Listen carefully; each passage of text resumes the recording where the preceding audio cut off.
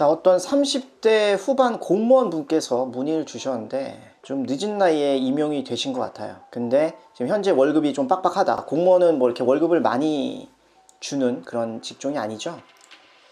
그래서 지금 좀 상태가 좀 쪼들리다 보니까 아무런 베이스가 없는데 학은제부터 시작을 해서 찬찬히 회계사 준비를 해보려고 한다. 조금은 오래 걸리겠지만 그래도 현재 하는 일 유지하면서 공부를 해볼까 하는데 어떤 거 같냐. 또 이분 같은 경우는 이렇게 지방에서 공무원을 지금 하고 계신 분인 것 같아요. 생활을 지방에서 하고 있는데 서울이나 수도권에서 주는 연봉과 차이가 많이 날지 궁금하다 라는 이런 문의를 주신 분이 있었는데, 이거에 대해서 제 생각을 좀 말씀을 드릴게요.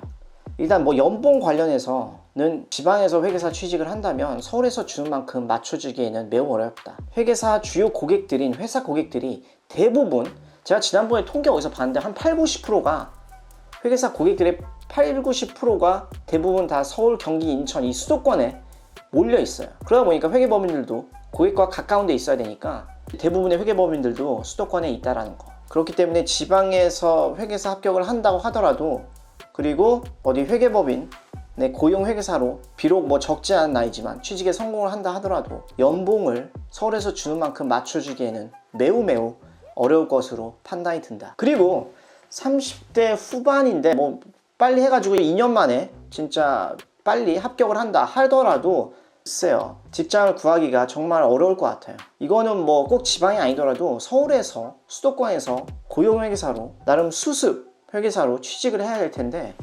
현실적으로 얘기했을 때 30대 후반 나이를 뭐 선호하는 곳은 없다라는 거. 같은 능력이면은 무조건 어린 사람을 쓰려고 하는 게 대부분의 고용주들의 마음일 거예요. 그래서 뭐 취직이 불가능하다 뭐 이런 건 아니지만 쉽지 않아 보인다는 거.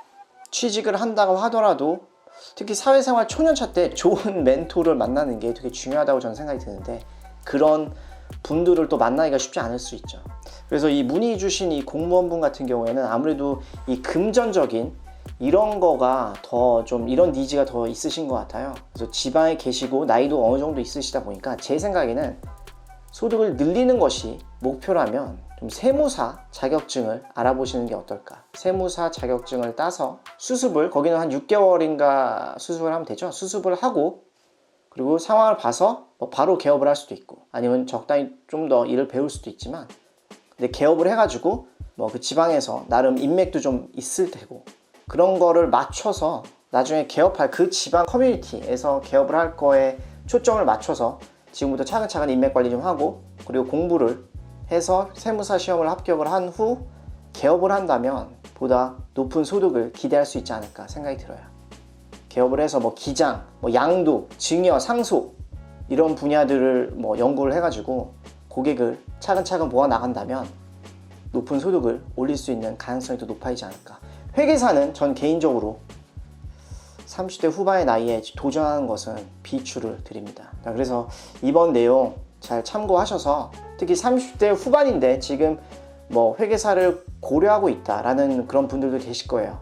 근데 이게 뭐 하지 마라 라는 뭐 얘기를 하고자 하는 게 아니라, 나이가 들어가면 들어갈수록 기존에 내가 해왔던 거를 뒤집는, 가락 없는 게 정말 어려워지는 것 같아요.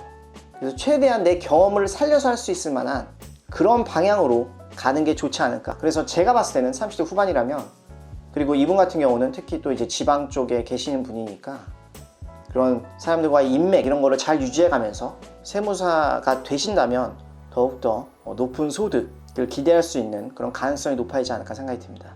그래서 이번 내용 잘 참고하시면 좋겠고, 다음에도 또 유익한 내용으로 찾아뵙도록 할게요.